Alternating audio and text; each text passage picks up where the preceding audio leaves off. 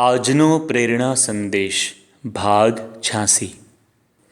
આજથી 58 વર્ષ પૂર્વે સને 1962ની સાલમાં 10મી મેના રોજ અમદાવાદમાં એક મંદિરનું નિર્માણ થયું હતું અને તેનો પ્રતિષ્ઠા મહોત્સવ સંતો હરિભક્તોએ ધામધૂમથી ઉજવ્યો હતો। પ્રતિષ્ઠા મહોત્સવમાં આવેલા હજારો હરિભક્તોએ જે પતરાવડામાં પ્રસાદ લીધો હતો તે એઠા પતરાવડાની લારી લઈને રાત્રિના 10 વાગે એક યુવાન કચરાપેટી તરફ જઈ રહ્યો હતો, પરંતુ ત્યાં જવા માટે ઊંચી ઢાળવાળો રસ્તો હોવાથી તે યુવકને લારી ખેંચતા બહુ જ મહેનત પડતી હતી, છતાં પણ એ પતરાવડાવાળી લારી ઉપર જતી નહોતી। આજુબાજુ તેને મદદ કરવા માટે કોઈ જ નહોતું, પરંતુ અચાનક એક સંત ત્યાંથી પસાર થયા।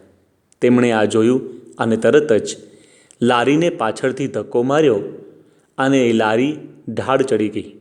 એટલું જ નહીં, પેલા સંતે એ યુવકને એઠા પતરાવડા કચરાપેટીમાં ઠાલવવામાં પણ મદદ કરી અને પાછી યોગ્ય સ્થાને લારી મૂકવામાં પણ મદદ કરી।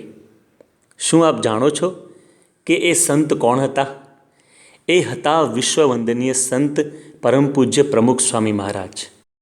એ મંદિર હતું BAPS સ્વામિનારાયણ મંદિર, શાહીબાગ, અમદાવાદ। અને એ યુવક આજે નારાયણ પ્રસાદ સ્વામી નામના સંત તરીકે સેવાઓ પણ આપી રહ્યા છે। પરમ પૂજ્ય પ્રમુખ સ્વામી મહારાજ BAPS સંસ્થાના પ્રેસિડેન્ટ હતા, છતાં પણ બીજા કોઈને આદેશ કર્યા વિના પોતે જ એઠા પતરાવડાવાળી લારીને કચરાપેટી સુધી પહોંચાડવામાં મદદ કરી। આવી સાવ નાની સેવા કરવામાં તેઓને કોઈ પ્રકારની નાનપ ન અનુભવાઈ, કારણ કે તેઓ દૃઢપણે માનતા હતા કે કોઈ પણ સેવા નાની નથી હોતી। તેથી જ તેઓ હંમેશા મહિમાપૂર્વક બધી જ પ્રકારની સેવા કરતા અને પોતાના વર્તનથી જ લોકોને ઉપદેશ આપતા। તેથી જ સંત કબીરે પણ લખ્યું છે કે ઊંચા ઊંચા સબ કોઈ ચાલે, નીચા ન ચાલે કોઈ, નીચા નીચા જો કોઈ ચાલે સબસે ઊંચા હોય। મોટેભાગે લોકોને એવી ઈચ્છા હોય છે કે આપણને કોઈ ઊંચી પદવી મળે અથવા મોટી સેવા મળે તો સારું, પરંતુ જે દાસ ભાવે બધી પ્રકારની સેવા મહિમાથી કરે છે તેને જ ઉચ્ચ પદવી પ્રાપ્ત થતી હોય છે। માટે આપણા ભાગે ગમે તે સેવા કાર્ય આવે તેને પણ મોટું ભાગ્ય માનીને કરીએ તો આપણી ઉન્નતિ ચોક્કસ થાય જ છે। તેથી જ માર્ટિન લ્યુથર કિંગ કહેતા કે if a man called to be a street sweeper, he should sweep the streets even as Michael Angelo painted, or Beethoven composed music, or Shakespeare composed poetry। અર્થાત જો તમારા ભાગ્યમાં શેરી વાળવાનું કાર્ય આવે તો તે પણ એવી રીતે કરજો કે જાણે માઇકલ એન્જેલો નામના વિશ્વ પ્રસિદ્ધ શિલ્પી અને ચિત્રકાર ચિત્રો બનાવતા હોય, શ્રેષ્ઠ સંગીતકાર બીથોવન સંગીતની રચના કરતા હોય અને શ્રેષ્ઠ લેખક અને કવિ શેક્સપિયર કાવ્ય લખતા હોય। તેવી રીતે તમે કાર્યનું ગૌરવ સમજીને નાનામાં નાનું કાર્ય કરજો। એટલું જ નહીં, તમે જ્યારે એવી રીતે રસ્તો વાળતા હો ત્યારે you should sweep the streets so well that the hosts of heaven and earth will pause to say, here lived a street sweeper who did his job well।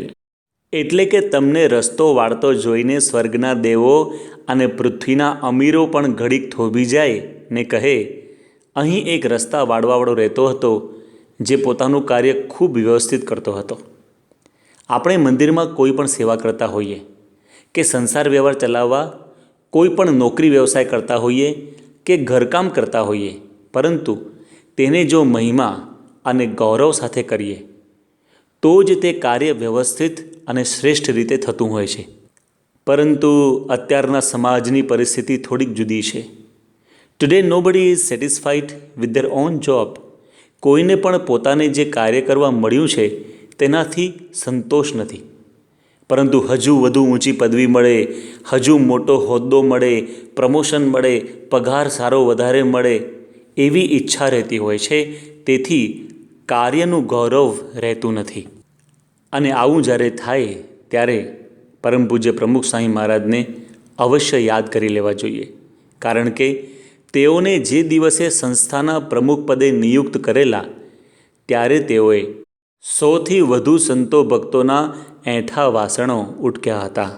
જ્યારે તેઓની ધર્મજ ગામમાં જન્મજયંતિ ઉજવાતી હતી ત્યારે તેઓએ હરિભક્તોની એંઠી દાતણની ચીરીઓ ઉપાડીને જાતે સાફસૂફી કરી હતી. તેઓના મનમાં સદ્ગુરુ મુક્તાનંદ સ્વામી રચિત એક પંક્તિ હંમેશા રમ્યા કરતી: દાસી થઈ રહેજે તું દીન દયાળની, નીચી ટેલ મળે તો માને ભાગ્ય જો. આપણે તો ભગવાનના દાસ થઈને રહેવાનું છે અને નાનામાં નાની સેવા મળે તે પણ મોટા ભાગ્ય માનીને કરવાની છે. તેઓ હંમેશા કહેતા કે કોઈ સેવા, કોઈ પણ કાર્ય નાનું નથી, પરંતુ ભગવાનની પ્રસન્નતાનું સાધન છે. તો મહાન પુરુષો હંમેશા આપણને આ જ શીખવે છે કે આપણે મંદિરમાં સેવા કરતા હોઈએ કે પછી ઘરમાં કે નોકરી વ્યવસાયમાં કોઈ કાર્ય કરતા હોઈએ, પરંતુ જો તે મહિમાથી અને ગૌરવથી કરીએ તો તે કર્મયોગ બની જતો હોય છે. અને એ કર્મયોગ એ જ ઉચ્ચતમ પદવી છે. એ સર્વશ્રેષ્ઠ પદવીને આપણે પ્રાપ્ત કરી શકીએ એ જ સંદેશ સાથે, તેમજ આપના અને આપના સંબંધીઓના સ્વાસ્થ્ય સારા રહે એ જ પ્રાર્થના સહજે Swaminarayan. India and the whole world shall win against COVID-19. Jai Hind.